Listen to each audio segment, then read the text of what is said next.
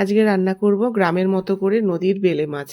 এটা এইভাবে তোমরা কে কে খেয়েছো অবশ্যই কমেন্ট করে জানিও। হ্যাঁ, লাইক কমেন্ট শেয়ার করে দিও। আর যারা ইউটিউব থেকে দেখছো যারা চ্যানেলটা ফলো করে দিও। এখানে দেখো, এখানে 300 গ্রাম বেলে মাছ নিয়েছি। বেলে মাছটা ভালো করে কেটে ধুয়ে পরিষ্কার করে নিলাম, লবণ আর হলুদ মাখিয়ে রাখলাম। দেখো মাছটা বেশ মিডিয়াম সাইজ, নদীর, এটা খুব টেস্টি লাগবে। তা মাছটা আমি লাল লাল করে ভেজে তুলে নিলাম।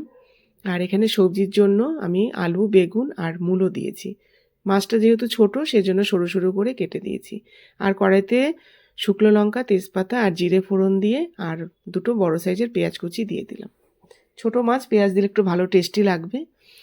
তারপরে দেখো বেশ সবজিগুলো দিয়ে দিলাম, লবণ, হলুদ আর কাঁচা লঙ্কা চিড়ে, আর একটু সামান্য কালারের জন্য একটু লাল লঙ্কার গুঁড়ো দিয়েছি, কিছুই না, জাস্ট। আর দেখো ভালো করে ভাজা হয়ে গেছে সবজিগুলো। এবার আমি সবসময় রান্নার সময় আমি গরম জল দিই, গরম জল দিয়ে দিলাম। এটা বেশি ঝোল করব না, বেশ মাখা মাখা করব। স্বাদের জন্য লবণ দিয়ে দিলাম আর ভাজা জিরের ধনের গুঁড়ো দিয়ে দিয়েছি। তারপরে দেখো, এটা মাছগুলো বেশি আগে দেবে না, একটু আর নামানোর মানে কি 2-3 মিনিট আগে দেবে, না হলে নরম মাছ তো ভেঙে যাওয়ার সম্ভাবনা থাকে। তারপরে দেখো তেজপাতাগুলো আমি ফেলে দিলাম। এবার রেডি হয়ে গেল আমার বেলে মাছের রেসিপি। কেমন লাগলো অবশ্যই কিন্তু কমেন্ট করে আমাকে জানিও। হ্যাঁ, ভালো লাগলে শেয়ার করো। Thank you.